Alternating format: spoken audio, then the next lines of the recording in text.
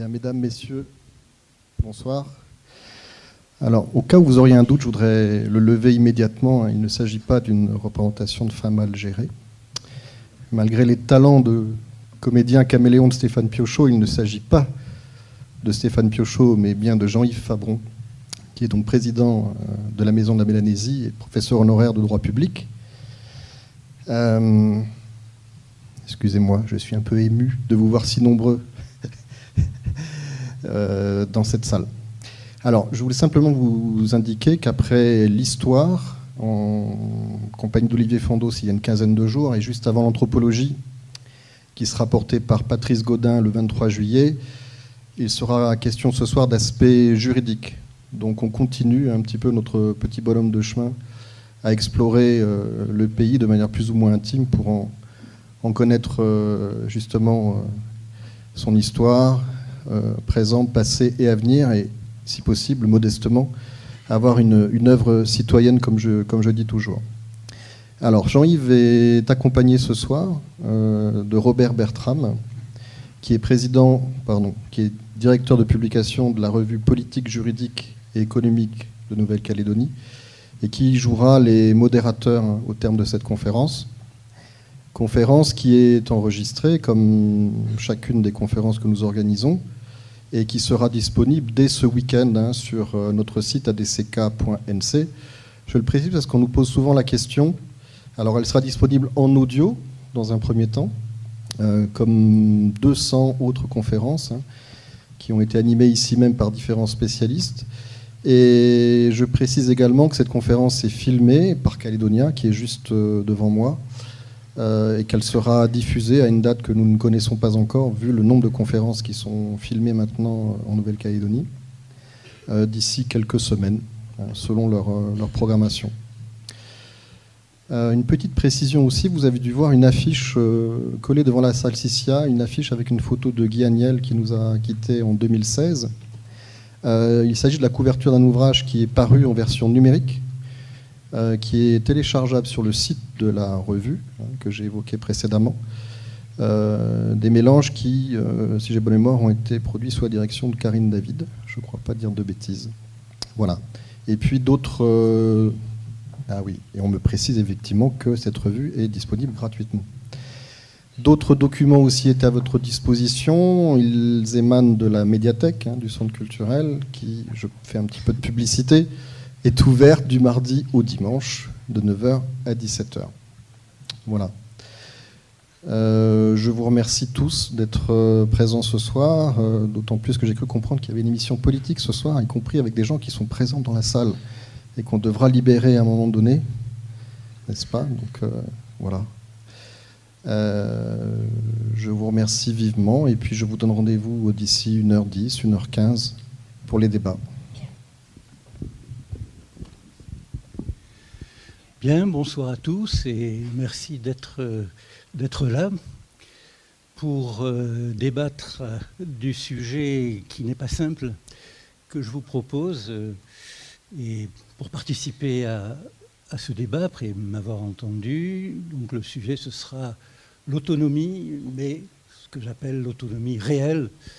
Et on aura l'occasion de développer cela. Alors, je suis évidemment reconnaissant aux responsables du Centre Djibaou qui font l'honneur d'accueillir ma parole dans ces lieux de partage.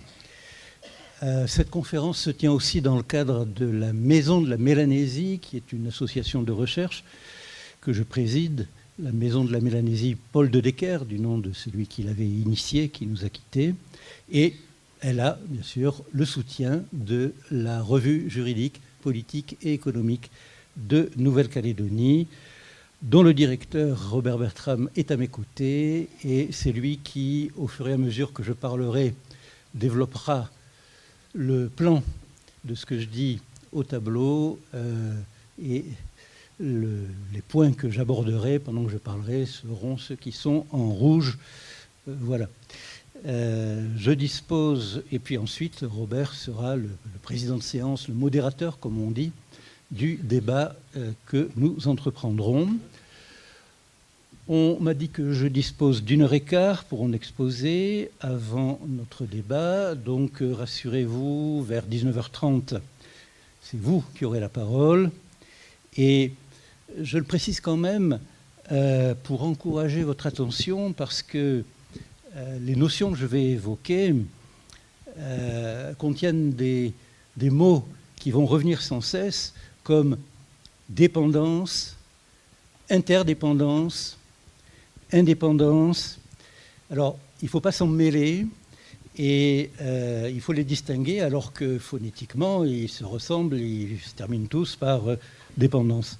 Et pourtant, ce sont ces mots qui tiennent notre destin à tous depuis des décennies, et c'est pour ça que vous êtes ici. Et le but de mon propos, c'est d'en tirer les enseignements à l'égard de ce que vous connaissez bien, la Nouvelle-Calédonie. C'est à elle, la Nouvelle-Calédonie, que conduit ma conclusion. Alors, essayez, à part ceux qui doivent passer à la télévision, essayez de ne pas nous quitter avant la conclusion, qui vous intéressera plus particulièrement, puisque c'est sur elle que débouche le propos. C'est sur la Nouvelle-Calédonie qu'on essaiera de tirer des conclusions. En tout cas, ce dont nous allons parler est certainement plus complexe que de compter 2 piles de bulletins de vote, l'un qui dit oui et l'un qui dit non. Ce sera beaucoup plus difficile, et c'est pour ça que je vous remercie de ne pas avoir peur de vous confronter à la difficulté. Surtout que le temps imparti, malgré tout, ne me permet pas de développer des points qu'il mériterait, mais je vous indique que vous pourrez, à tête reposée, retrouver la version intégrale de cette conférence dans un ouvrage qui paraîtra, qui est sous presse. Et je disais que un ouvrage collectif intitulé « Les fédéralismes » au pluriel, ce qui signifie déjà pas mal de choses, à chacun son fédéralisme. Cet ouvrage est sous presse et devrait être à Nouméa en août, mais les livres ne sont pas une denrée prioritaire. On verra. Et puis, bon, de toute façon, le débat qui aura lieu vous permettra de poser des questions auxquelles je répondrai évidemment. Cette salle, elle est dédiée à la liberté d'expression, et vous savez que le centre Djibaou, en langue pigée, celle de chez les Djibaou à Yengen, ou Yehen si vous préférez, le centre Djibaou, c'est en langue pigée Ngan Dila, c'est-à-dire la maison des richesses. Alors on est honoré d'y être.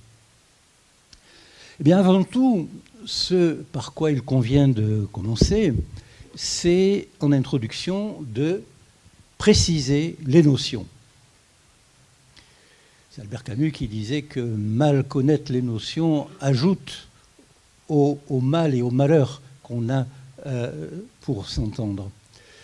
Quelles sont les différentes notions?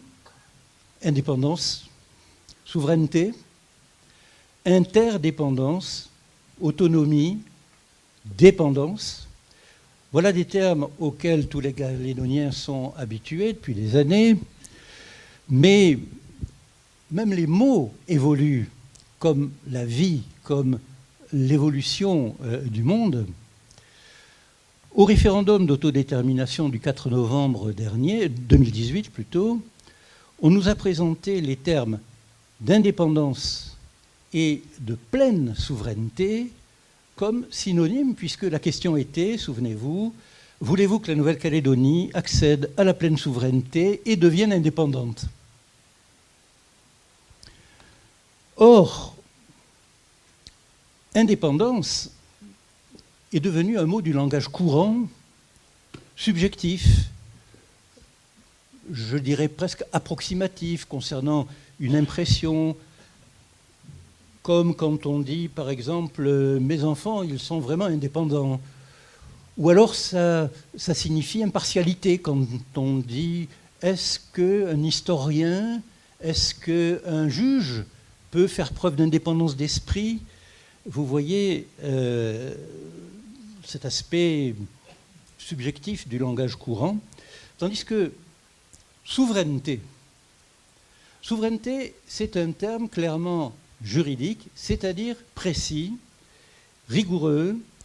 C'est un terme qui renvoie aux compétences réellement détenues, ce qui fait qu'avec plus ou moins de compétences, la souveraineté, elle peut être pleine ou partagée, c'est possible, ou absente. Et c'est Jean-Marie Djibaou, qui était réaliste et clairvoyant, qui avait prononcé le terme de interdépendance, qui est inévitable et qui est propre à relativiser l'indépendance, puisqu'il disait l'indépendance pour nous, c'est la manière de savoir calculer les interdépendances. Quant à l'autonomie, ça a été d'abord un terme philosophique, ancien, datant du XVIe siècle. Emmanuel Kant, philosophe très important du XVIIIe siècle, a bâti l'ensemble de sa théorie autour du concept d'autonomie de la volonté, et qui était la base de sa morale. Et à partir de là, l'autonomie s'est développée dans pratiquement l'ensemble des sciences, en philosophie bien sûr, mais aussi en sociologie, en économie, en technologie, en médecine certainement. Du point de vue juridique et politique, on peut se référer à l'étymologie, autonomie, nomos, la norme en grec. L'autonomie signifie se donner ses normes propres. Et d'ailleurs, en philosophie, qui était le sens premier, l'autonomie de la volonté, c'est se donner à soi-même ses propres lois, ses lois morales. En droit et politique, on va donc retrouver ce terme d'autonomie. L'autonomie administrative, c'est plus que la décentralisation, c'est moins que l'autonomie politique, tout cela en termes de compétences. L'autonomie, c'est par rapport aux compétences. Vous voyez que finalement, ces notions, elles sont bien proches, finalement, les unes des autres. Celle sur laquelle la conférence va porter, l'autonomie, est la plus rigoureuse, donc c'est déjà une chance.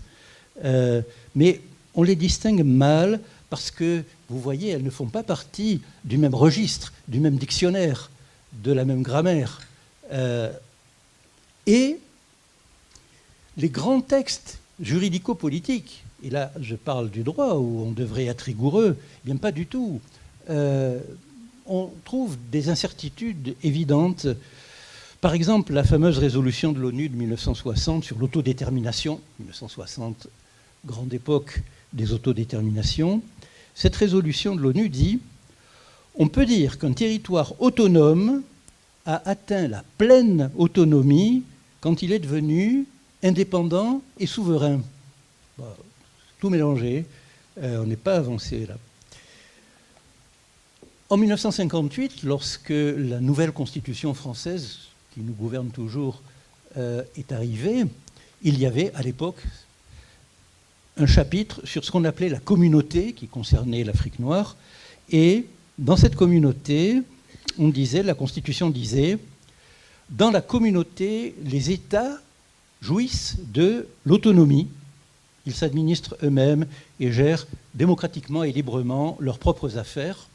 Et même en 1960, la Constitution a été révisée et on a ajouté à la Constitution un État membre de la communauté, de la République française, peut devenir indépendant sans cesser de ce fait d'appartenir à la communauté. Donc tout ça, c'est pas bien clair. Ce n'est pas surprenant de savoir aussi que la communauté n'a pas tenu au-delà de 1961. Aujourd'hui, dans la Constitution telle qu'elle est écrite aujourd'hui, l'article 74, issu d'une révision de 2003, parle des anciens territoires d'outre-mer, qu'on appelle maintenant collectivités d'outre-mer, et dit que certains d'entre eux sont dotés de l'autonomie. En pratique, ça concerne essentiellement la Polynésie française, loin des avancées de la Nouvelle-Calédonie, qui est un cas à part, vous le savez certainement, et ça veut dire essentiellement que la Polynésie française peut prendre des mesures dans le domaine de la loi, mais qui n'ont pas valeur législative, contrairement à la Nouvelle-Calédonie, qui est dotée, elle, du pouvoir législatif. Sinon, l'autonomie en Polynésie, ça permet de donner naissance à l'emploi local, ce qui, en principe, n'est pas français. Alors, il est vrai que les mouvements de décolonisation du XXe siècle se sont faits au nom de l'indépendance, qu'on a réclamée comme le souhait d'une liberté entière, d'une égalité entière. Et à cette époque, l'autodétermination, elle ne se concevait que comme la volonté de se déterminer en vue d'une totale souveraineté qu'on baptisait indépendance. La décolonisation, elle était revendiquée, je dirais qu'elle n'était revendiquée que dans l'indépendance, en espérant obtenir plus et mieux que l'autonomie. Il faut noter quand même que dès 1946, en France, la décolonisation, elle a revêtu un aspect intégré à la République avec ce qu'on a appelé les départements d'outre-mer, qui affichaient le projet de décoloniser dans les cadres de la France métropolitaine, le cadre départemental, c'était les départements d'outre-mer. Je crois qu'on peut dire que c'était un projet révolutionnaire que d'appliquer enfin à l'outre-mer la liberté et l'égalité républicaine pour tous. Et cela a été un progrès. Mais il y avait les DOM, mais il y avait les TOM, les territoires d'outre-mer, qui, eux, se présentaient comme devant revêtir l'autonomie, stade intermédiaire avant l'indépendance. À la mi-temps du siècle, en 1958, avec l'institution de la communauté dont j'ai parlé, on a essayé avec la communauté de concilier souveraineté et autonomie.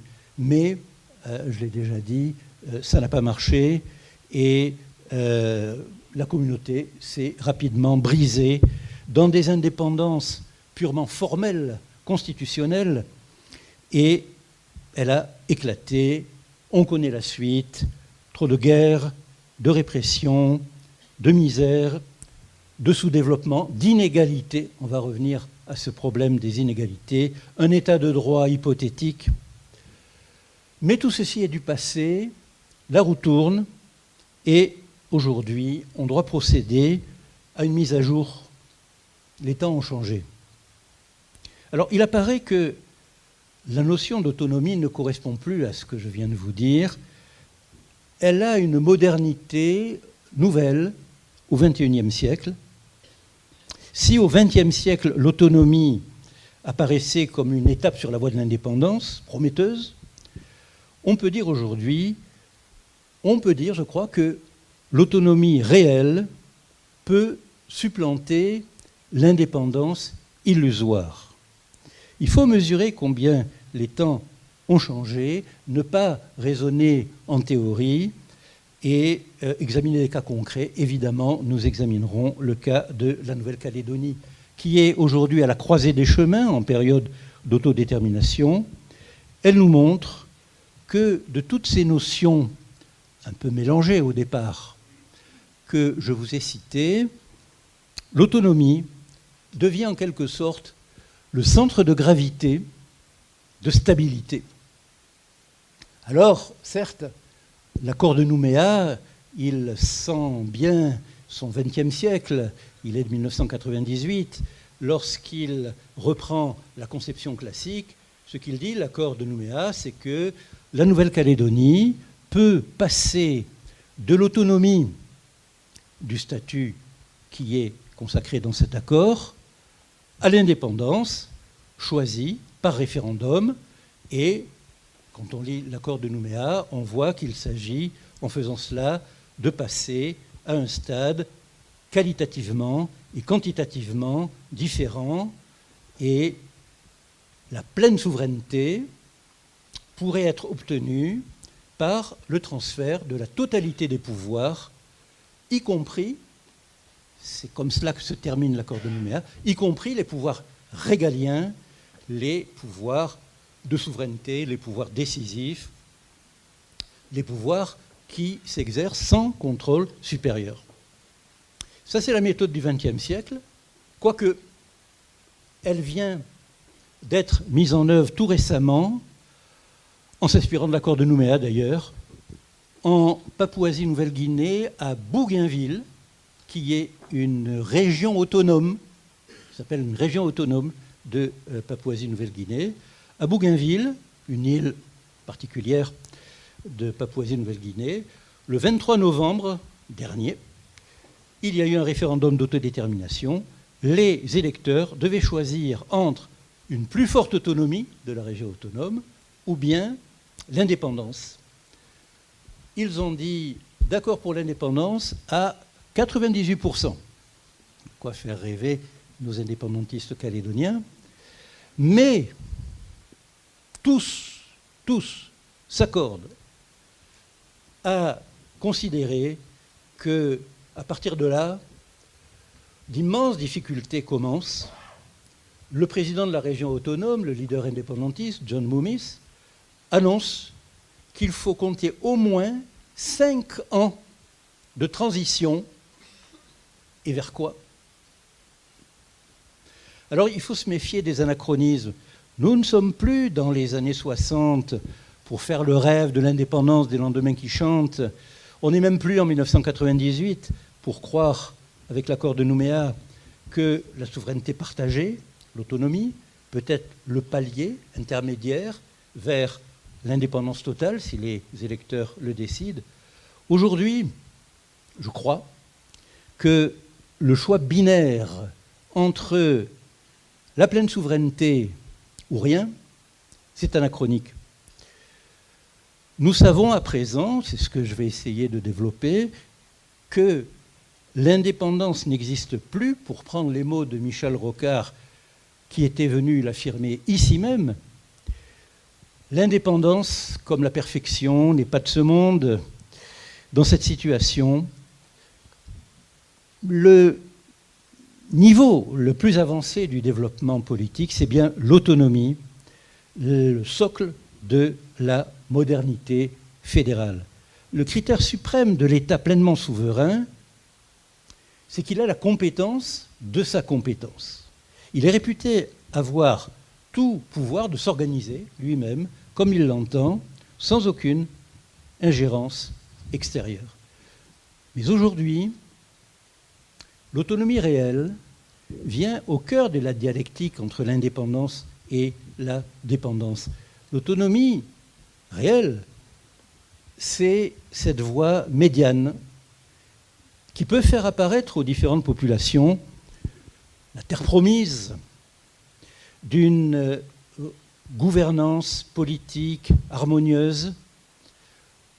L'autonomie, c'est elle qui définit l'articulation des schémas fédéraux qui seuls peuvent concilier la garantie de la puissance souveraine, globale, solidaire, et les identités propres des membres autonomes. Un processus fédératif, c'est celui qui aboutit à ce qu'un État global associe des États membres. Lorsqu'on est dans ce processus, on ne peut pas encore parler d'État fédéral, on peut parler de fédération en devenir. La différence entre État fédéral et État membre, c'est que l'État fédéral est pleinement souverain, il dispose des compétences de souveraineté régalienne, tandis que les États membres, ils jouissent de l'autonomie qui ne va pas jusqu'à accorder l'intégralité de ces compétences de souveraineté, mais dans le fédéralisme, la souveraineté peut être partagée. Elle peut être partagée. En Nouvelle-Calédonie, l'accord de Nouméa qualifie l'organisation institutionnelle qu'il instaure et qu'il a effectivement instaurée depuis plus de 20 ans. Il la qualifie de souveraineté partagée. C'est important de bien l'affirmer. Un texte officiel parle de souveraineté partagée alors que la doctrine française de droit constitutionnel, certains éléments nient la possibilité de partager la souveraineté. Il faudrait ne pas connaître le fédéralisme. La dynamique fédérale, c'est bien la dynamique associative. La Nouvelle-Calédonie, à la recherche d'un destin commun, doit donc préciser cette notion d'autonomie. Alors, en développant cela, en essayant d'expliquer cet aspect, à mon avis,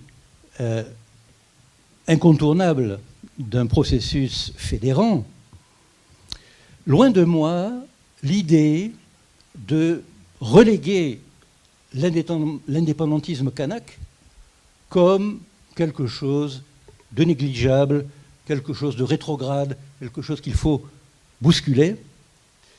Et ceci pour deux raisons au moins. D'abord, raison matérielle, la charte du peuple kanak de 2014, qui est un grand texte identitaire qui exprime la légitimité coutumière.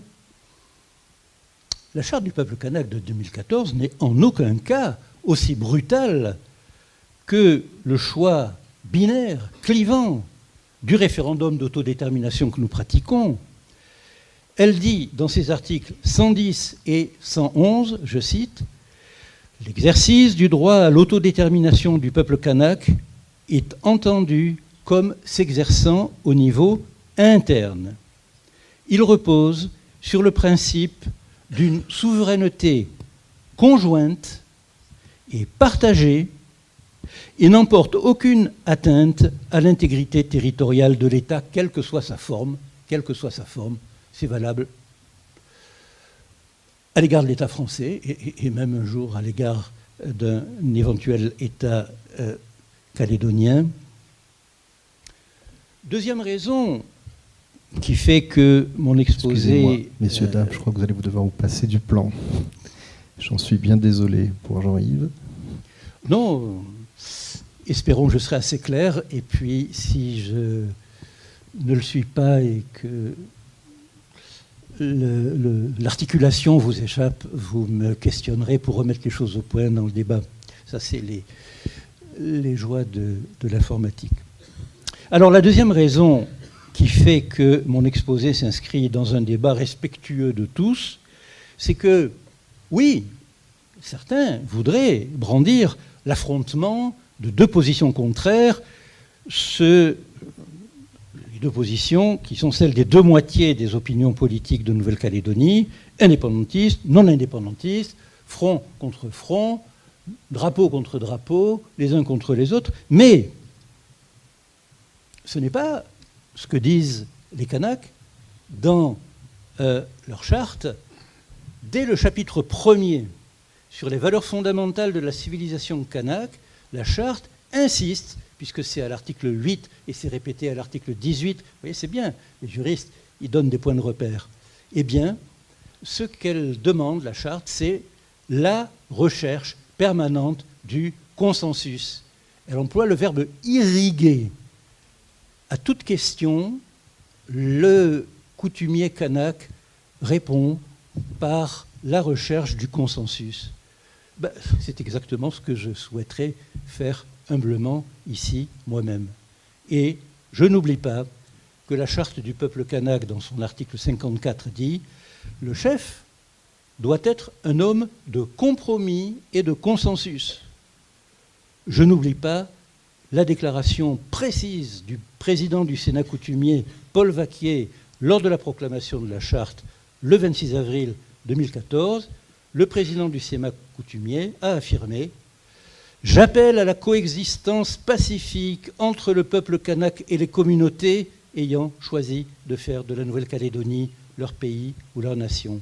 J'appelle le peuple kanak et les autres communautés à l'ouverture, la tolérance, au respect mutuel dans le respect des droits de chacun et des valeurs universelles de l'humanisme. » Ça, c'est ce que j'appellerais un appel à jouer collectif qui n'a de sens que dans la recherche d'une stratégie consensuelle. Et c'est bien à cela que je voudrais contribuer, ce qui explique d'explorer ensemble l'évolution des contextes où nous nous situons, parce que maintenant, nous sommes déjà à la fin bientôt du premier quart du XXIe siècle. Alors, l'évolution mondiale nous conduit à comprendre que, sous l'apparence des indépendances,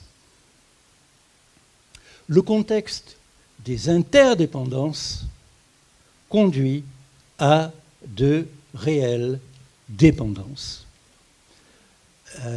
C'est paradoxal, donc il faut l'expliquer. Ce sera ma première partie, je ne peux pas me tourner en disant comme vous le voyez, première partie sur le constat, et à partir de ce constat, il faudra chercher comment maîtriser la dépendance, et cela nous amène à une nouvelle évaluation de la notion d'autonomie. Ce sera la deuxième partie de mon propos sur le remède.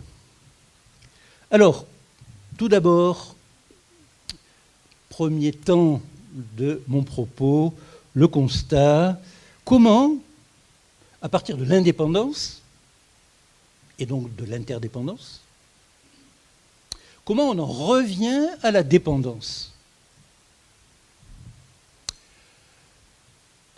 Commençons par la Nouvelle-Calédonie.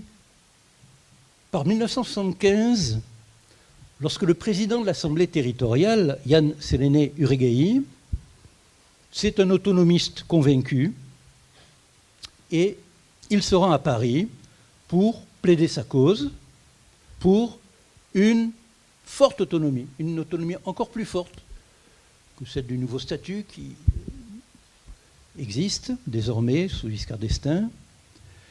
Et il était conduit tant à l'Élysée qu'à Matignon, qui sont peu lucides, puisque dès son retour à Nouméa, il prend position pour l'indépendance. C'est sa déclaration à l'Assemblée territoriale de septembre 1975. Eh bien voilà le terreau de l'indépendantisme calédonien. Faute d'autonomie, allons à l'indépendance. Ça, c'est l'histoire du XXe siècle qui nous semble bien éloignée aujourd'hui. Aujourd'hui, bien des éléments ont changé. Et il est vrai que dès 1985, Jean-Marie Djibaou, qui était visionnaire à cet égard, avait parfaitement compris la situation en déclarant « L'indépendance, c'est bien calculer les interdépendances ». Et encore, il disait « Pour un petit pays comme le nôtre », alors que son affirmation était déjà pertinente à son époque, d'une manière générale, parce que le temps des empires indépendants, s'il a jamais existé, était révolu après la Seconde Guerre mondiale. Les nations coexistent les unes avec les autres, elles dépendent les unes des autres. Et voilà le paradoxe. L'indépendance, elle est faite d'interdépendance. Or, il faut constater que les interdépendances se traduisent par la dépendance, retour à la case départ, ce qui amène à dire ce paradoxe invraisemblable. Donc, l'indépendance conduit à la dépendance. Une contradiction, un paradoxe si fort, c'est ce qu'on appelle une aporie, Et on la comprendra en exposant comment les interdépendances se sont généralisées et ensuite, c'est peut-être encore plus fort, comment les dépendances se sont renouvelées dans l'indépendance. Alors tout d'abord, les interdépendances se sont généralisées. C'est vrai au niveau international, c'est vrai au niveau sociétal. Au niveau international, la scène internationale n'est plus la juxtaposition de théâtres indépendants. On ne peut que constater, avec Michel Rocard, que l'indépendance en fait n'existe plus. La communication des informations, le développement des transports ont atteint des performances telles que pratiquement tout est connu, tout est lié. On connaît depuis longtemps la puissance redoutable des sociétés bien nommées multinationales et de la même manière, les mouvements écologistes, depuis leur irruption, ils ont forcé à prendre en considération notre indépendance planétaire naturelle. De la même manière, les mouvements démocratiques renouvelés ont souvent abattu des murs qui, auparavant, pouvaient permettre aux dictatures de réprimer chez elles en toute indépendance. Et par exemple, le droit international, certes il existait, mais c'était essentiellement un code de bonne conduite, pas vraiment impératif lors des conflits. Aujourd'hui, il existe bien le droit international et c'est un appareil sophistiqué. Non seulement, c'est peut-être plus facile à comprendre, le droit international économique, mais on peut parler aujourd'hui même de quelque chose qui était invraisemblable il y a quelques décennies, on peut parler aujourd'hui d'un droit pénal international qui va jusqu'à inventer le devoir d'ingérence humanitaire en cas d'atteinte aux standards consacrés de la société internationale.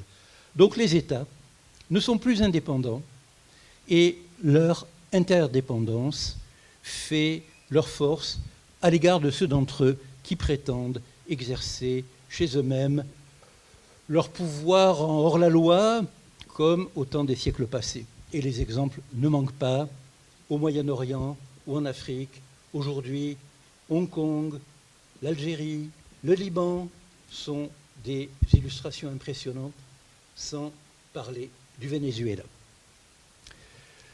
La force des interdépendances n'est pas seulement celle des États, elle est aussi celle des populations. Vous vous souvenez peut-être du mouvement « Indignez-vous » en 2010 de Stéphane Hessel, qui s'est répandu de Paris à Moscou, de New York à Tel Aviv, de Bruxelles à Athènes, comme ce que l'on a appelé le printemps arabe, qui s'est propagé comme une traînée de poudre. Et bien sûr, la pandémie de Covid-19 démontre de manière foudroyante la rigoureuse interdépendance liant les populations du monde entier. On peut dire que le virus a complètement infecté les souverainetés qui remuaient encore, à commencer par celle des États-Unis d'Amérique. Et aujourd'hui, il en va en matière d'urgence sanitaire absolue, comme en matière de climat et de pollution, de terrorisme et de migration, de finances et de développement.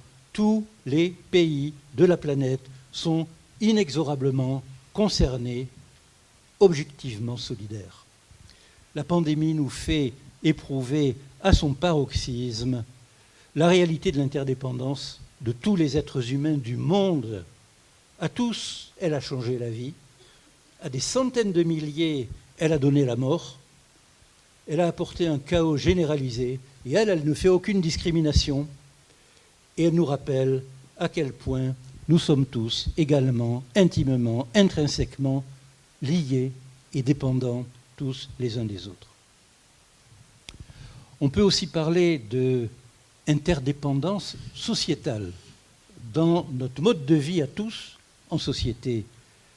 L'organisation sociale, aujourd'hui, elle est fondée sur la solidarité des différents groupes sociaux. Bon, ce n'est pas une solidarité subjective, globale, mais il existe une solidarité instituée, objective, malgré les différences de classe sociale, malgré la division du travail, les différents modes de vie. Cet ensemble social est inexorablement solidaire. L'interdépendance, même des différences, c'est un fait. Les performances des communications de toutes sortes abattent les barrières, toutes les frontières. La plus grande partie des modes de vie traditionnels est bien souvent reléguée au folklore parce que la planète, elle est envisagée maintenant, comme on dit, comme un village. Le concept même de société indépendante est périmé désormais. Nous sommes au temps de ce qu'on appelle la mondialisation et les groupes sociaux solidaires sont fondés sur des rapports d'assurance mutuelle. L'institution fondamentale de la sécurité sociale est significative de rapports sociaux complètement interdépendants. Dans nos sociétés, l'assurance prend des dimensions universelles. Plus aucun courant politique ne défend l'individualisme égoïste. Et lorsqu'il y a en réalité égoïsme dans des manifestations sectorielles, eh bien, on entend scander tous ensemble, parce qu'aucun parti, aujourd'hui, ne prône des règlements individualistes des problèmes, des règlements indépendants. L'interdépendance globale est admise par tous, y compris les ultralibéraux. À partir de ce constat du point immense que revêtent aujourd'hui les interdépendances, universellement, il faut passer et examiner un aspect de la question qui, lui, alors, j'aurais envie de dire, change tout. Les dépendances se sont renouvelées et se sont développées.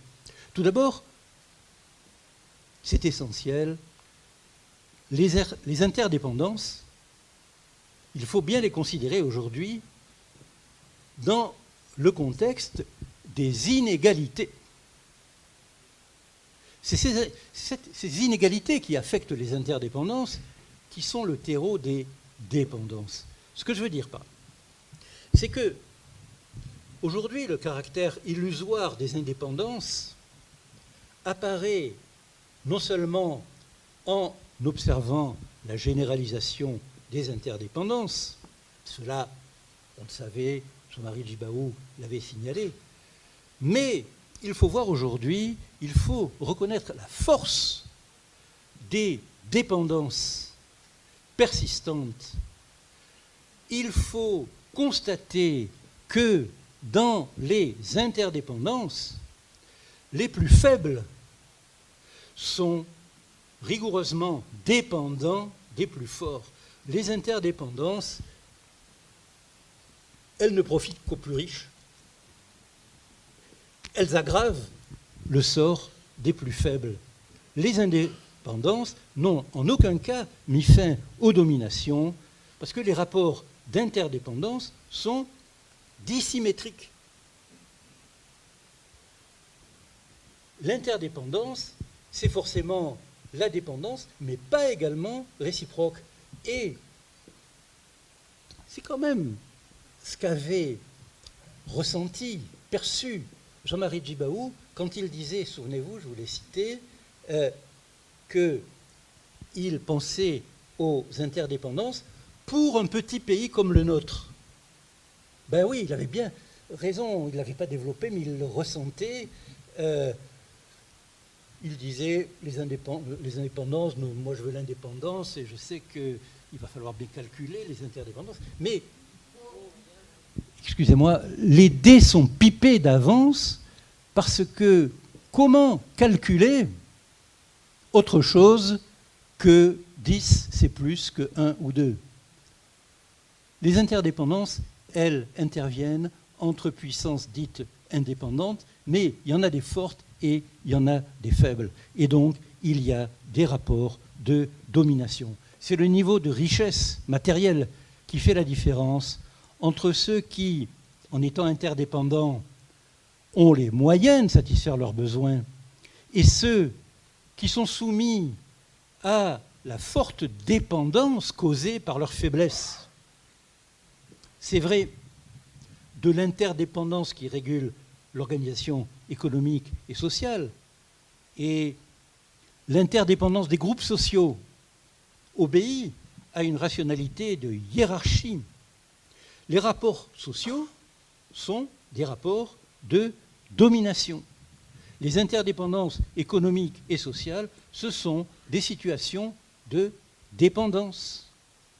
Même dans ce qu'on appelle, je vous le disais, le village planétaire, où les flux économiques et culturels démocratiques circulent grâce à des communications universelles, existent des courants dominants et des courants dominés, des éléments plus libres et des éléments plus vulnérables.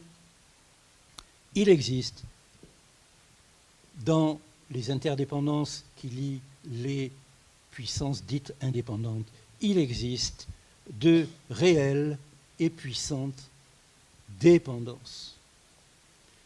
Alors le constat de la situation des indépendances aboutit paradoxalement au développement des dépendances.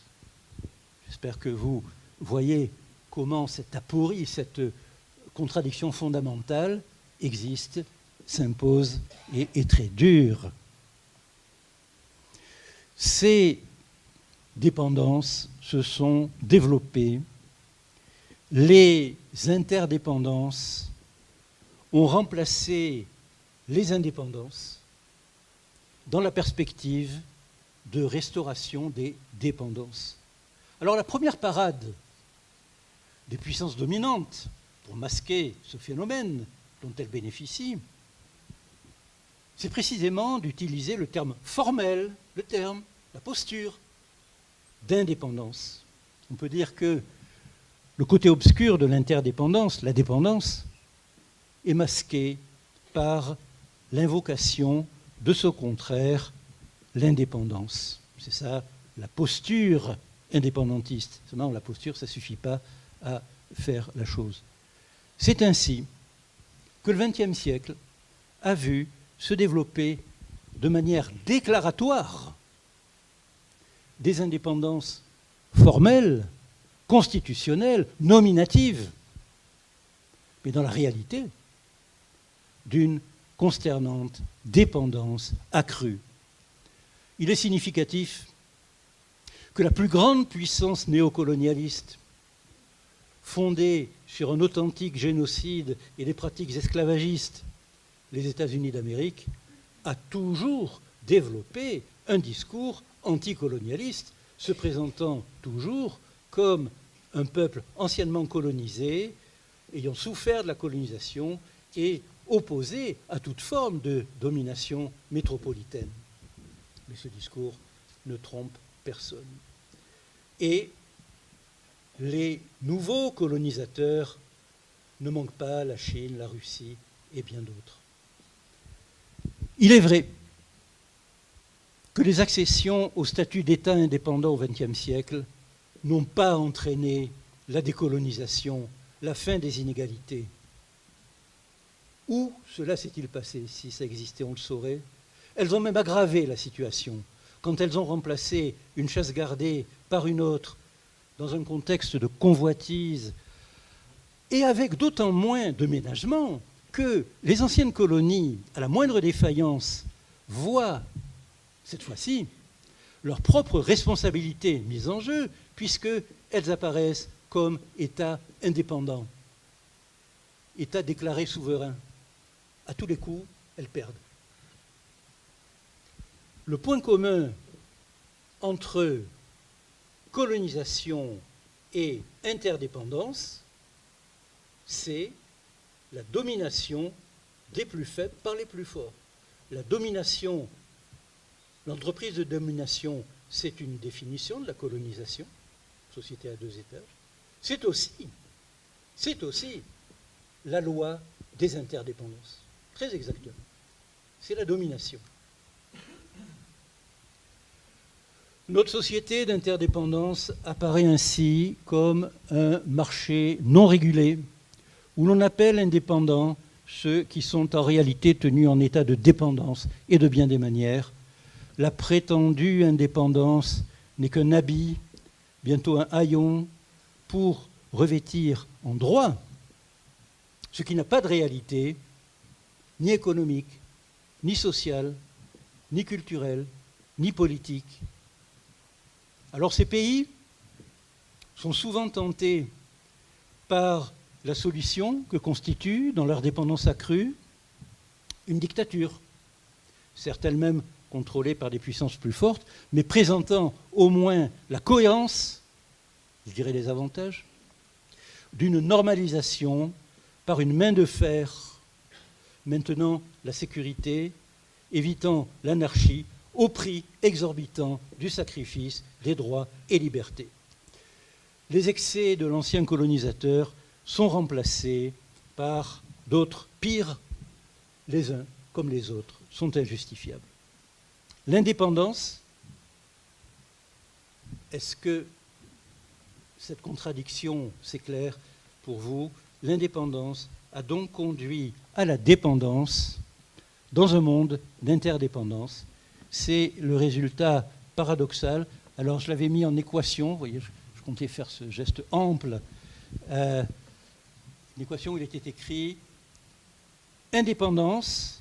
Comment indépendance égale dépendance? Parce que indépendance formelle, ça veut dire indépendance avec des interdépendances, plus les inégalités, plus les dominations, ce qui entraîne des dépendances réelles. Indépendance formelle égale dépendance réelle.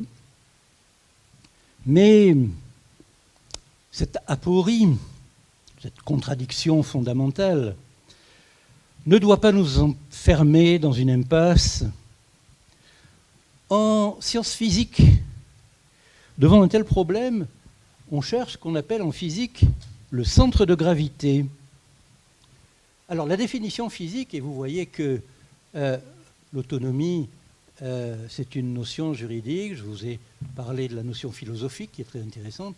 Finalement, peut-être que ce sont toujours les scientifiques des sciences dures qui ont des définitions les plus rigoureuses. En physique, on dit que le centre de gravité, c'est le point de concentration des différentes forces qui permet à un corps de se tenir en équilibre. La définition en physique du centre de gravité, c'est le point d'équilibre d'une pluralité de forces. Ça nous intéresse, évidemment, et je crois que dans notre domaine, nous trouvons notre centre de gravité dans la notion d'autonomie. Alors, sur la base du constat problématique, contradictoire, paradoxal que j'exposais dans ce premier temps de mon propos, sur ces bases, quel peut être le remède pour maîtriser la dépendance? Je voudrais essayer d'expliquer la modernité de l'autonomie. On pourrait trouver léger d'évoquer l'autonomie là où l'indépendance échoue, dans la mesure où on a vu les analogies de notions dans la perspective de l'autonomie qui était considérée comme le stade intermédiaire de l'indépendance, et ce mélange qu'on fait dans le langage courant selon lequel avoir son autonomie, c'est être indépendant. Pour représenter la différence entre l'autonomie qui est réelle et l'indépendance qui est une apparence, on peut, peut-être pas très scientifique, ça a toujours des limites, faire une comparaison. Malgré ses limites, elle est utile. C'est en pensant à un véhicule automobile. Automobile, ça signifie qu'il peut se mouvoir par lui-même. Ça pourrait être une définition de l'indépendance. Mais en réalité, le véhicule automobile n'est pas indépendant. Il a, comme on dit, une autonomie. Il n'est pas automobile puisque sa mobilité lui est procurée par une source extérieure, par son carburant. Et c'est ce carburant extérieur qui lui permet de se mouvoir. C'est ce que ce carburant lui attribue de mobilité, c'est ce qu'on appelle son autonomie. La voiture, elle n'est pas automobile. Elle a son autonomie. Vous voyez que la Jaguar la plus rutilante, eh bien, elle n'est pas automobile, elle n'est pas indépendante, mais si vous lui donnez du carburant, elle acquiert, grâce à vous, une autonomie et elle peut alors exprimer son efficacité. L'image du véhicule montre que l'indépendance n'existe pas et qu'il faut toujours mesurer son autonomie, faute de quoi vous risquez la panne sèche, l'immobilisation, et si votre véhicule est un avion, vous risquez le pire. Auparavant, on avait des véhicules à traction animale. Et quand on a inventé le moteur à essence, on a qualifié ces véhicules d'automobiles, c'est-à-dire d'indépendants. Mais c'est un leurre.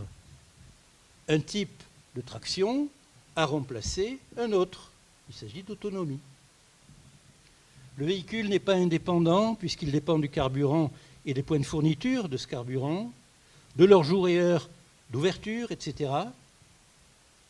Mais dans le cadre de la dépendance de ces exigences, le véhicule a une authentique autonomie. Le conducteur qui a pu faire le plein, il choisit personnellement son itinéraire, ses horaires. Mais enfin, le plein d'essence et la pleine souveraineté sont comparables par leurs limites concrètes.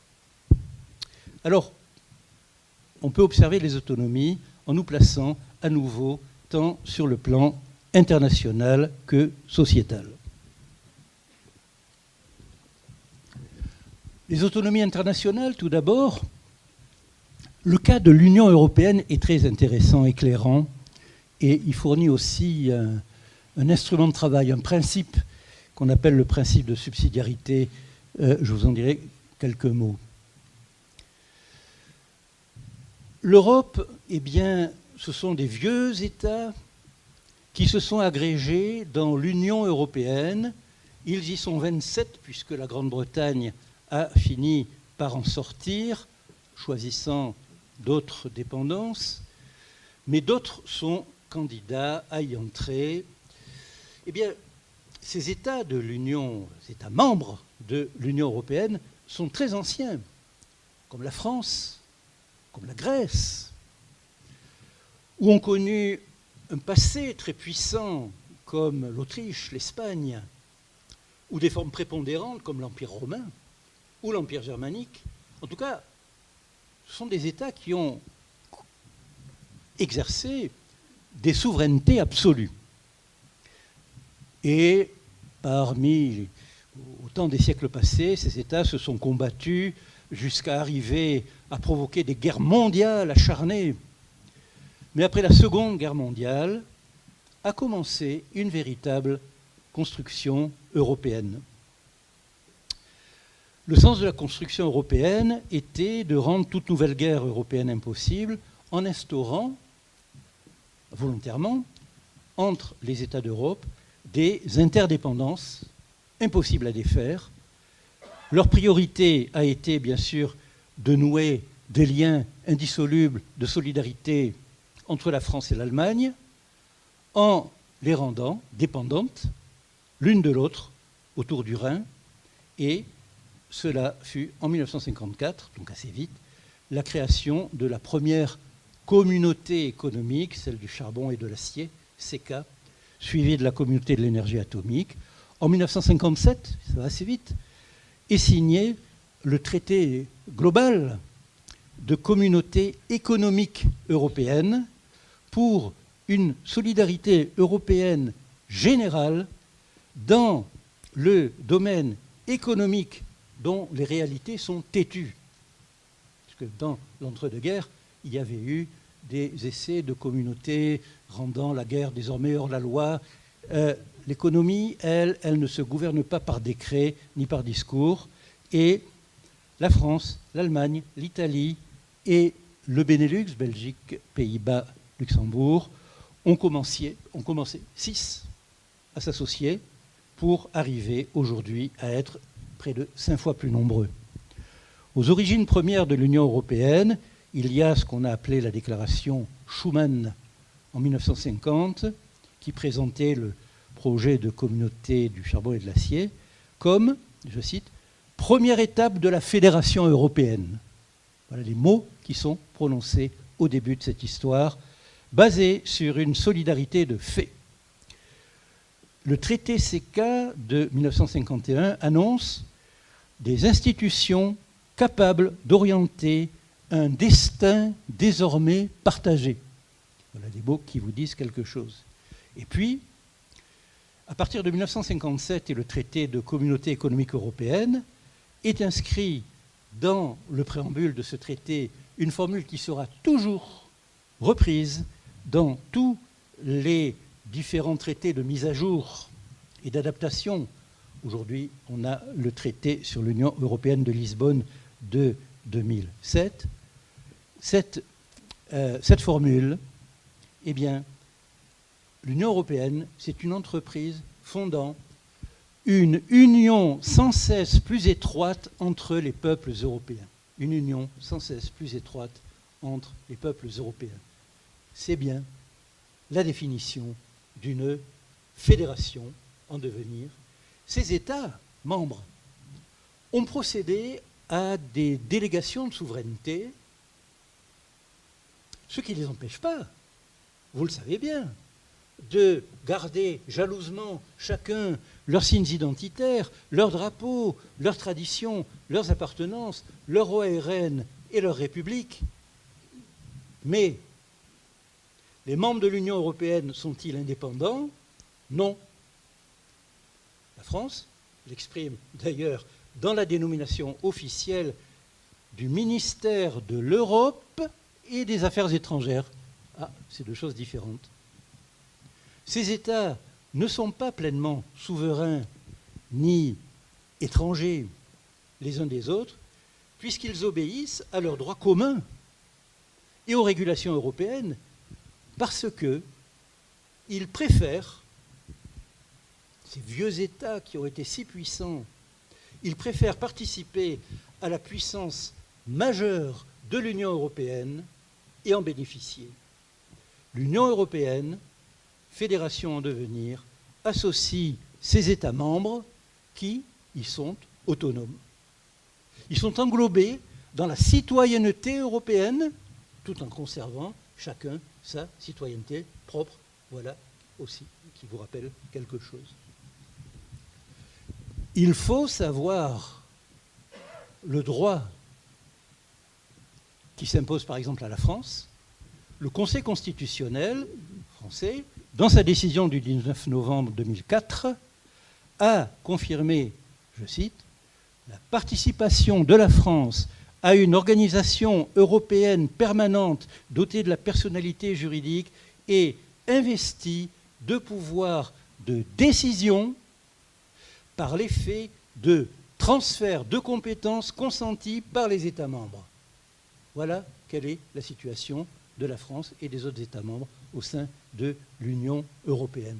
Voilà, si vous voulez, puisque j'ai parlé, je reparlerai de point de vue anachronique sur l'indépendance de notre pays. Voilà où se situe l'indépendance dans un grand continent comme l'Europe, et je ne parle pas du continent, que l'Amérique du Nord, que ce soit le Canada, les États-Unis, le Mexique, ce ne sont que des fédérations. L'Union européenne, elle fonctionne par l'exercice en commun des souverainetés partagées des États membres. La France, l'Allemagne et les 25 autres ne sont pas des États indépendants pleinement souverains, ils s'inscrivent dans un système des autonomies où, tout en gardant leur identité propre, vous le savez bien, ils accèdent à la dimension européenne fédérante supérieure. Cette articulation, elle est régulée par ce qu'on appelle le principe de subsidiarité. Alors, le principe de subsidiarité, ça signifie que nous parlons, je vous l'ai dit dès le début, de compétences. Eh bien, le principe de subsidiarité signifie que l'Union est compétente chaque fois que ses membres feraient moins bien qu'elle. La compétence globale, elle est conditionnée par l'intérêt même de ses membres. Donc, l'indépendance de l'État disparaît dans la mesure où c'est bénéfique à cet État, ce qui finalement le renforce. Ça conforte son autonomie. Voilà un principe particulièrement intéressant pour nos négociateurs calédoniens de tous les bords. Et les États membres de l'Union européenne sont autonomes et non pas indépendants, au sens où ils n'ont pas le droit d'agir en opposition avec les règles et objectifs de l'Union. Ces États ne sont pas pleinement souverains puisque les décisions les plus importantes dans les domaines agricoles, industriels, commerciaux, financiers, de sécurité, de l'immigration sont prises solidairement au niveau européen. Mais ces États sont autonomes parce que dans le respect de ces grandes orientations et garanties européennes, ce sont eux, les États membres, qui organisent pour eux-mêmes leur propre développement, leur propre application des normes générales selon leur propre culture. Un exemple, les accords de Schengen sur la libre circulation au sein de l'Union européenne marquent l'absence d'indépendance des États membres de l'Union européenne, mais nous y avons des États autonomes qui expriment cette autonomie en appliquant les principes de Schengen par leur propre politique des étrangers. En France, la Constitution dit « Tout homme persécuté en raison de son action en faveur de la liberté a le droit d'asile sur les territoires de la République ». Ça, c'est valable en France, ce n'est pas valable ailleurs. Et donc, chaque État accommode la norme générale à sa culture juridique propre. Il n'y a pas une application uniforme, ça c'est l'autonomie. Des principes européens qui sont contraignants, ça c'est l'absence d'indépendance. Les États de l'Union européenne ne sont pas pleinement souverains, mais ils sont autonomes et ils ne sont pas uniformes, et c'est leur atout. Ceci donc au sujet de ce que représentent les autonomies internationales. Pour reprendre la même distinction que tout à l'heure, voyons les autonomies sociétales sur le plan de la société. On observe que les autonomies se développent en réseau et elles peuvent réussir là où l'indépendance a échoué. D'abord, on constate qu'il existe des réseaux des autonomies. L'exemple de l'Union européenne nous montre que le vieil État national indépendant est un horizon dépassé. Le temps aujourd'hui, c'est celui des réseaux des autonomies. C'est le temps qu'il fait à tous les niveaux sociaux. C'est le cas à l'intérieur des cadres étatiques. L'Espagne, qui se définit, comme la France, comme un État unitaire, elle a en son sein ce qu'elle appelle les communautés autonomes, bien nommées. Elles prennent la mesure tant de leur dépendance du royaume, de l'État, et aussi de leur autonomie. Et c'est cette logique qui conduit aujourd'hui la communauté autonome de Catalogne à vouloir se situer directement au niveau de l'Union européenne. La Constitution française, par sa révision de 2003, a intégré le principe de subsidiarité. Elle dit désormais « Les collectivités territoriales ont vocation à prendre les décisions pour l'ensemble des compétences qui peuvent le mieux être mises en œuvre à leur échelon. » Interdépendance et autonomie. Comme l'a admirablement dit Mona Ozouf, historienne, philosophe, sociologue, elle dit « L'unité française, c'est la composition des diversités ».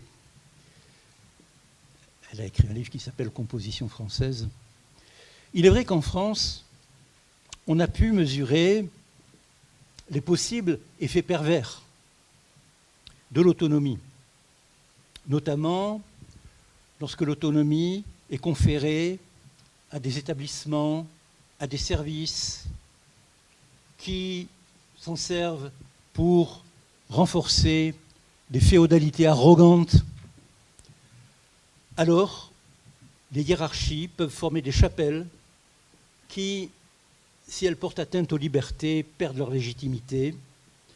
L'autonomie, elle doit s'arrêter devant la régulation impartiale de la puissance supérieure. Parce que, et cette phrase est tellement importante qu'il était prévu qu'elle vous soit bien projetée afin de ne pas en perdre une miette, l'autonomie, qui n'est pas l'indépendance, c'est l'ancrage à un niveau de référence qui garantit l'état de droit. L'autonomie, c'est l'état de droit, c'est la garantie, c'est le juge, et le juge suprême des juges. Tandis que l'indépendance, dont le lien à un niveau de référence garantissant l'état de droit n'est qu'éventuel, l'indépendance, elle a des résultats imprévisibles. Tout est possible. Tout est possible.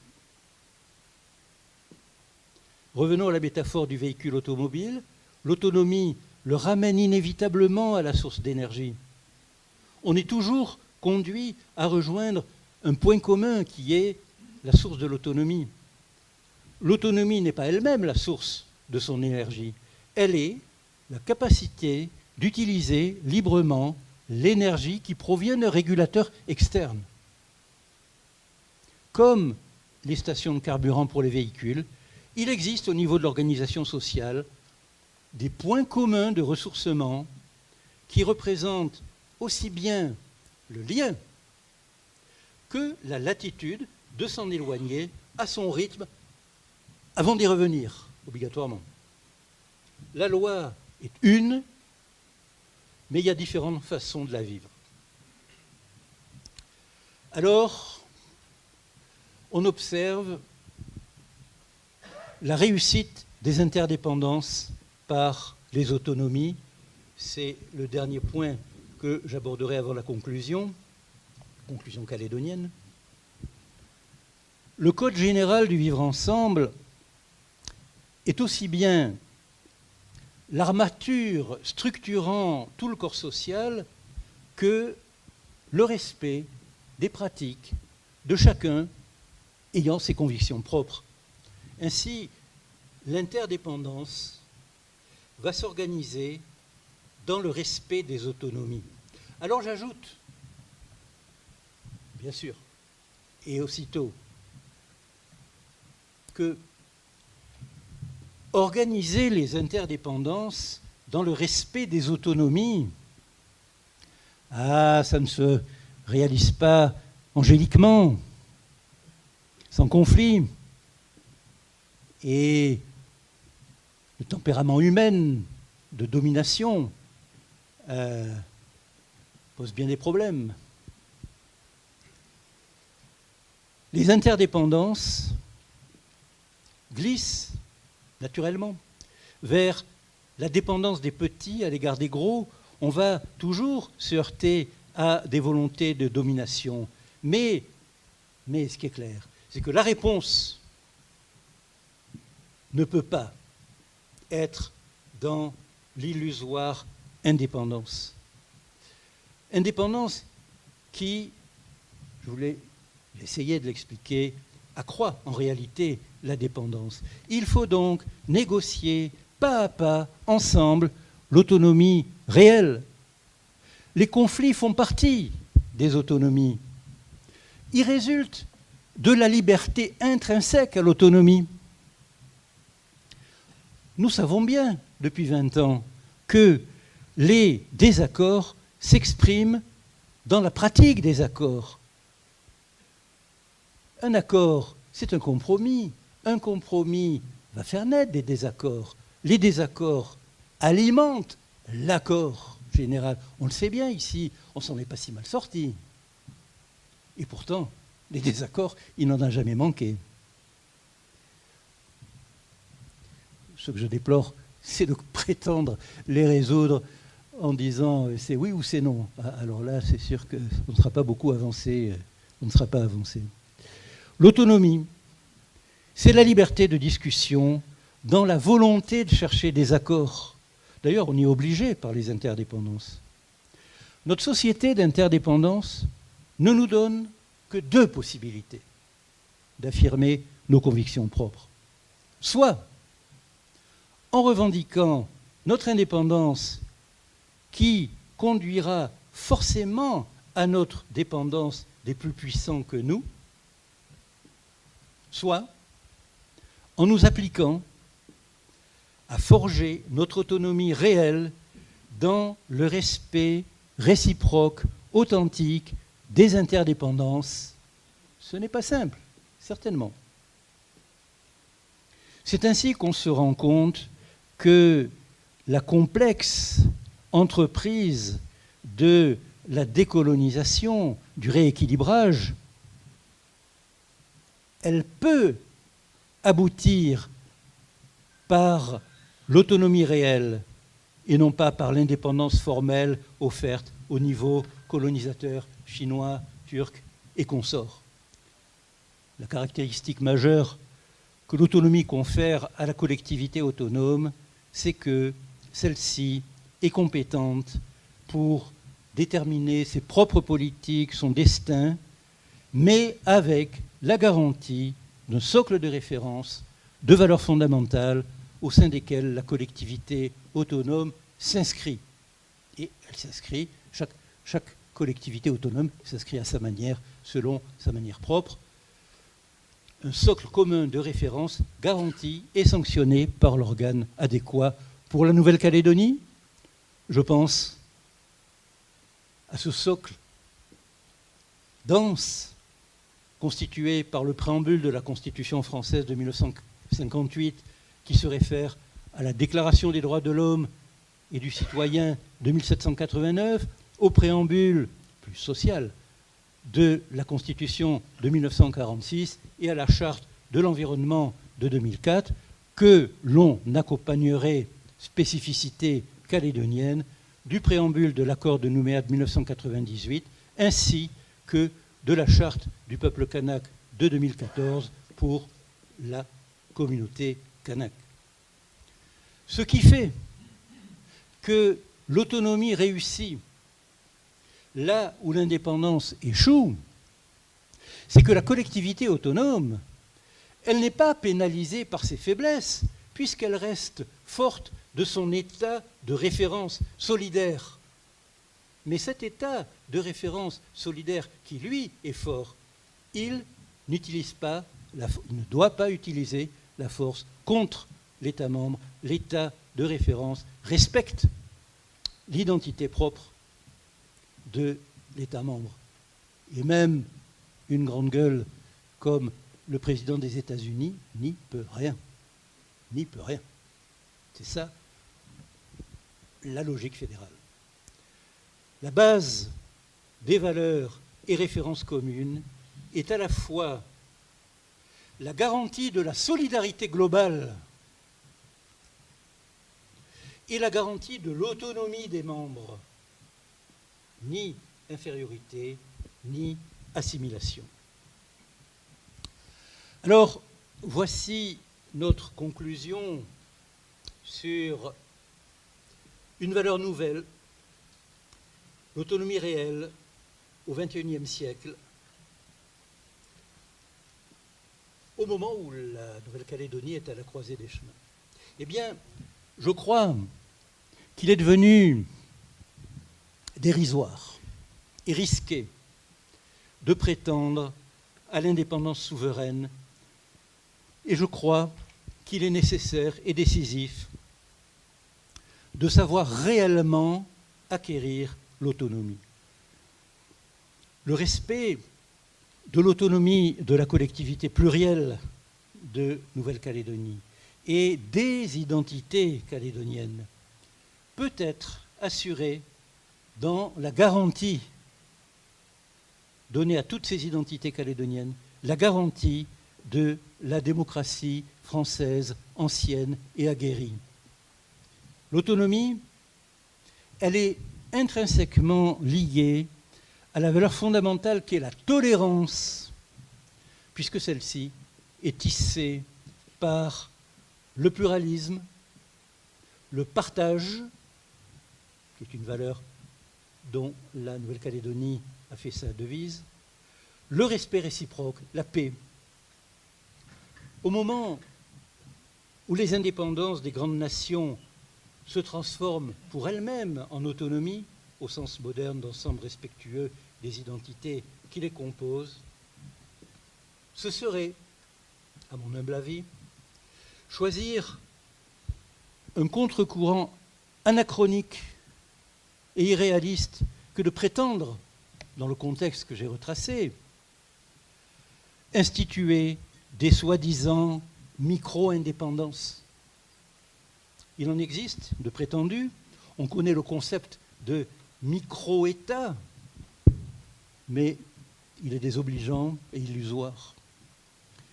C'est bien pour respecter l'identité calédonienne plurielle, elle-même faite de plusieurs identités, irréductibles, chacune éminemment respectable.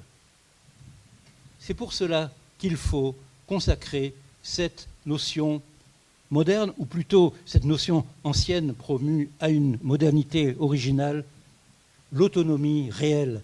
Celle-ci est aujourd'hui la condition de l'unité et de la force de la Nouvelle-Calédonie dans sa multi-appartenance.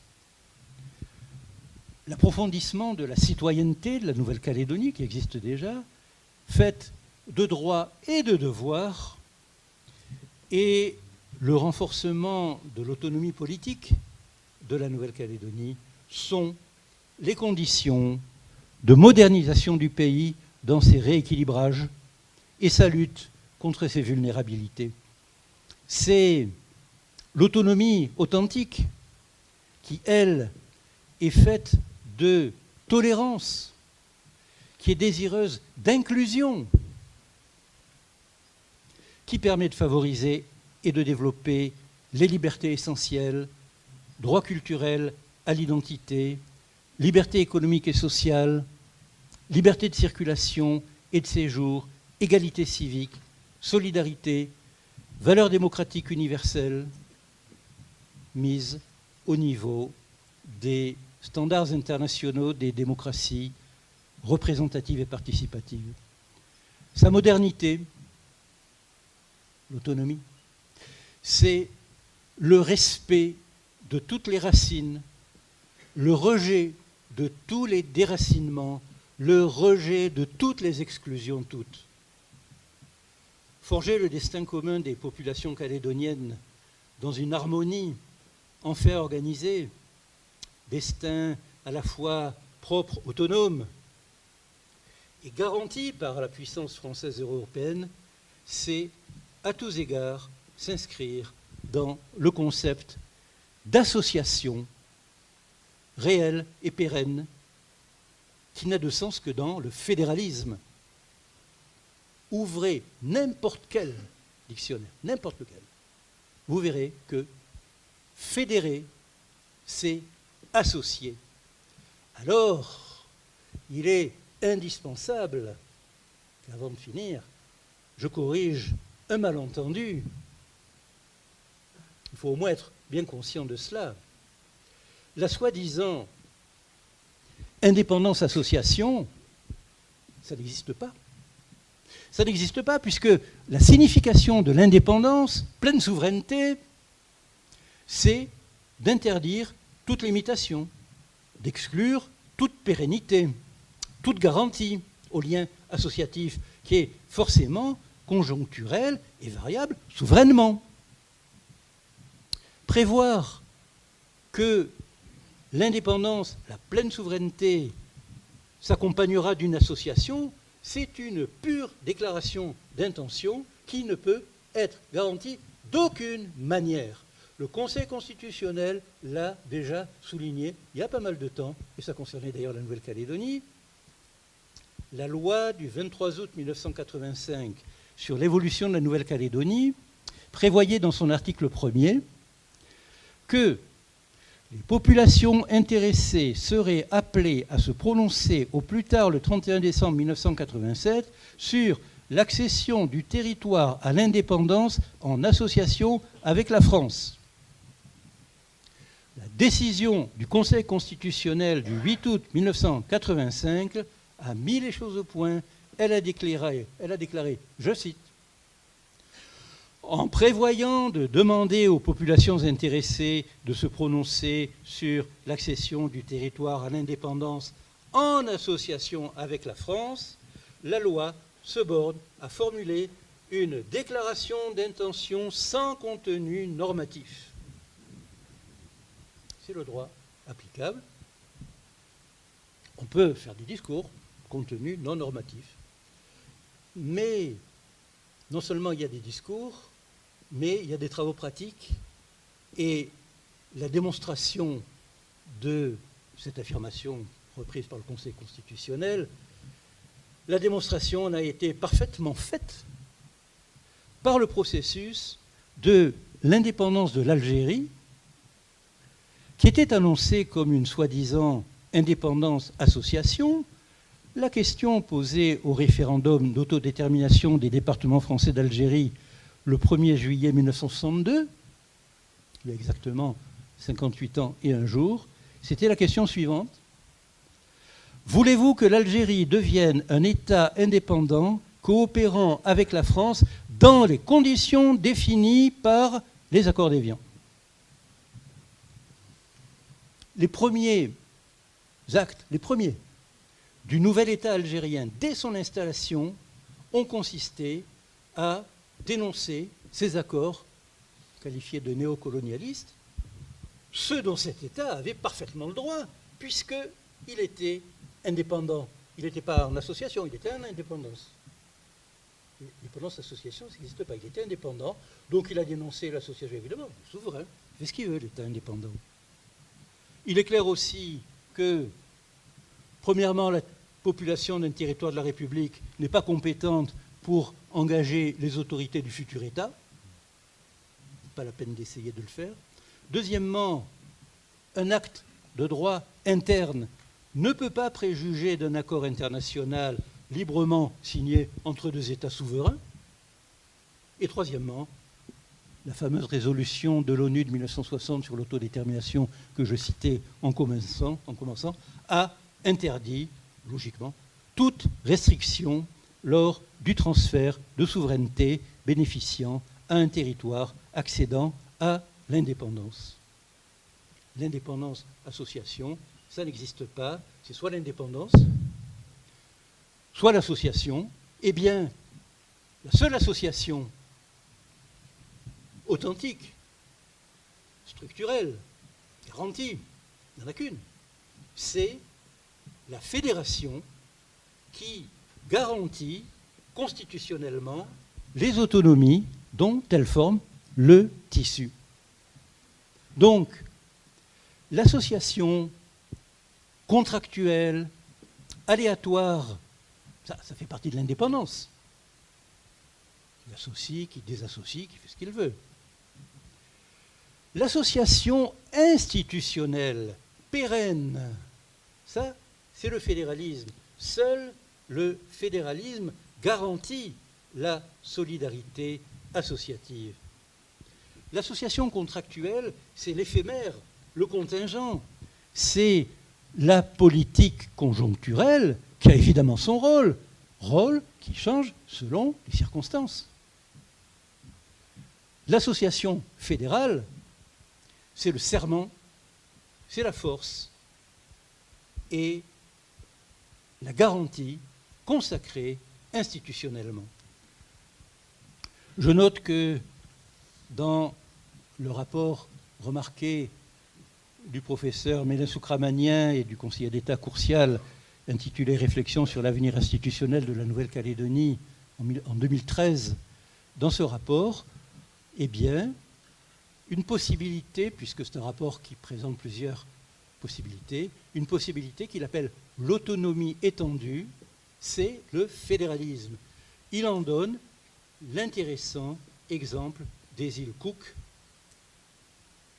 qui se baptisent elles-mêmes États associés, mais qui sont en réalité un État lié à la Nouvelle-Zélande par une relation fédérale.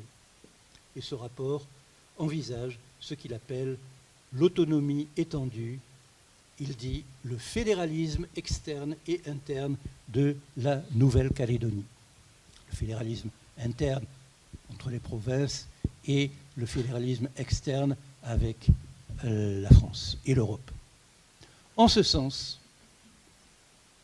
l'affirmation forte de la collectivité autonome de la Nouvelle-Calédonie s'entend dans la communauté de droit garantie par la République française et l'Union européenne. Ces droits comprennent tant les droits de l'homme universels que ceux inscrits dans la charte du peuple kanak pour ce peuple. Cette défense et illustration de l'autonomie s'affiche bien comme un rempart contre les procédés rusés du néocolonialisme. Il s'agit d'éviter les pièges des fausses indépendances. Il s'agit de consacrer les exigences de respect et de solidarité réelle et fédératrice, c'est-à-dire de véritable partage et d'inclusion. Il s'agit finalement et tout simplement de bonne foi. Pourquoi constate-t-on l'échec total de l'application des idées d'indépendance intransigeantes de toute la planète? Pourquoi observe-t-on, on va dire un peu inattendu, des regroupements entre des États qui étaient... Pourquoi observe-t-on des regroupements des États qui ont été parmi les plus puissants et qui éprouvent le besoin de se regrouper, de s'unir, de se fédérer? Parce que les sociétés humaines ont bien dû comprendre ce principe aujourd'hui établi. Le tout vaut mieux et vaut plus que la somme des parties. Le tout vaut plus que la somme des parties. Pour nous, cela signifie qu'il y a toujours plus et mieux à obtenir du tout formé par la République française, incluant la Nouvelle-Calédonie, que par la somme plus ou moins partenariale de ces deux éléments séparés. Et cela signifie de même qu'il y a plus dans le tout formé par les différentes composantes de la communauté calédonienne plurielle que par l'addition de ces éléments séparés. Ce que je veux dire, c'est séparatisme, partition, non. Fédération, oui. L'autonomie, en même temps, nous respecte et nous réunit, ainsi qu'elle favorise notre progrès et apporte la protection. Prenons conscience qu'au XXIe siècle, le temps vient des espaces autonomes et solidaires, nationaux, supranationaux, comme infranationaux, dans des stratégies multiples. Dans la République, faisons place à une Nouvelle-Calédonie réellement maîtresse d'elle-même, selon la situation et tout le contexte que j'ai essayé de rappeler, de retracer. Mais ces éléments que je vous ai indiqués sont concrets et têtus.